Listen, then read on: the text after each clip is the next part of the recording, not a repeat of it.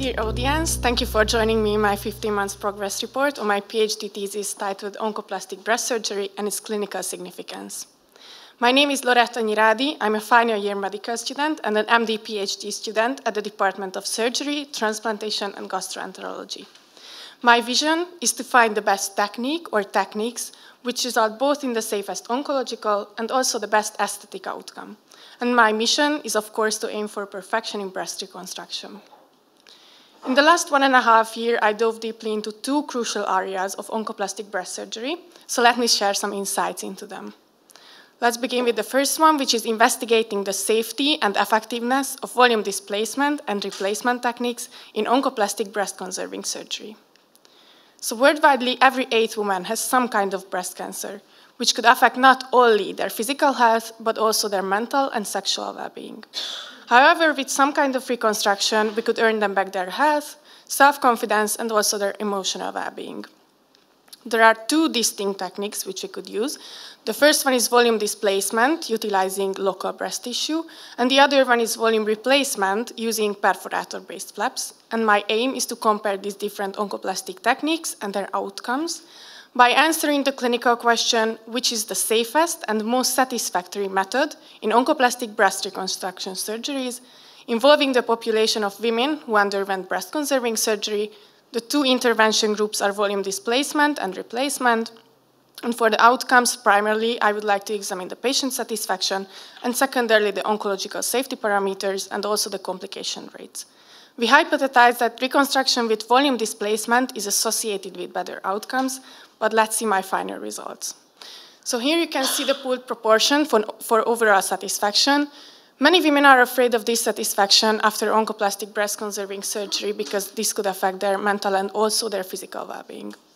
Here you can see the two subgroups, and the overall patient number is 694, accounting for 571 events, providing an overall proportion of 83%. We couldn't find any dissimilarities across the two subgroups.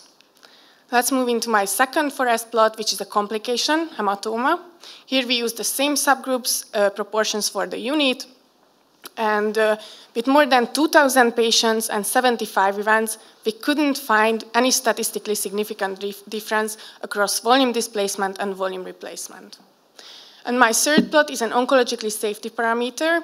This is positive margins. With the same subgroups and the same unit, we couldn't find any dissimilarities again across the two subgroups, but the overall incidence of positive margins was really low in both of the subgroups, and the overall rate was 7% only. So, of course, our study has its strengths and limitations. We used a very large data sample. We included every single subgroup and every single method which we could. However, these articles are only single-arm studies. And because we wanted to examine a subjective outcome, which is the satisfaction rates, the risk of bias and also the grade assessment is really high, but it's the nature of the study. And we try to stick to a rigorous methodology and a comprehensive design. So after our thorough examination, our results suggest that volume displacement and replacement techniques yield equally satisfactory, oncologically safe, and complication-free outcomes. So the practitioners can use both of the techniques equally. However, there's a pressing need to develop a universal patient satisfaction tool. Here you can see my manuscript status. My manuscript was under review for almost 3 months, but in the last few days, the status changed to decision in process, so finger crossed. And let's move into my second project, which is quite a new project. It's investigating the safety of oncoplastic breast surgery and reconstruction in patients with obesity. So not only breast cancer is one of the most prevalent cancers, but also obesity rates are rising. Right now, worldwide, over 39% of the adults are overweight or obese, and these rates will increase to over 51% until 2035. And these rising rates exacerbate surgical risks and also complications, such as surgical site infections, delayed wound healing, and also some kind of necrosis, for example, flap necrosis or skin necrosis. And my aim is to compare different surgical techniques and their outcomes by answering our clinical question, How do overweight and obesity affect the clinical outcomes in patients undergoing oncoplastic breast surgery or reconstruction compared to normal BMI patients? Here we would like to compare the overweight or obese patients with the normal BMI patients and examine primarily the complication rates and secondarily oncological safety and satisfaction. We hypothesize that obese or overweight patients undergoing oncoplastic breast surgery or reconstruction will have worse surgical outcomes, including higher rates of complications and lower satisfaction scores. And our clinical implication is to develop and refine a surgical method for safer and more effective breast cancer reconstruction in obese or overweight patients.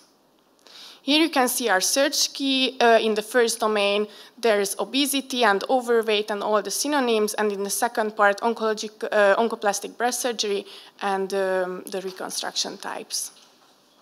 Here's our selection flowchart. We started with more than 8,000 articles, and we ended up with 42 eligible full texts. And currently, we're in the state of data extraction, and hopefully it will be done in the next few days. So to summarize up my work, these are two critical areas of oncoplastic breast surgery. So the first one is investigating the safety and effectiveness of volume displacement and replacement in oncoplastic breast-conserving surgery. And the second one is investigating the safety of oncoplastic breast surgery and reconstruction in obese and overweight patients. I would like to thank you for your attention with my quote, which is, "Every turn in life is a chance to shift into something extraordinary." Thank you very much.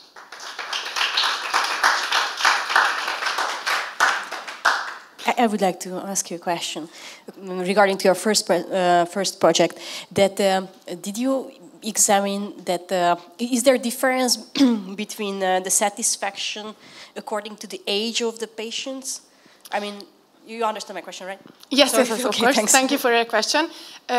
Yes, we pulled the data of the patient's age, but it wasn't relevant in our study, and there's no significance in the higher or lower age groups. So, no. I have just one question in the first topics. If I could remember, it has just one complication, that's hematoma. Yes. And, for example, infections. Because there is a foreign body. Yes, we examined hematoma, seroma, infection, bleeding, and that's all, I think. And what was the treatment, for example, the hematoma? Evacuation, for example, or drainage? Or drainage, firstly, and secondarily, reoperation. Thank you.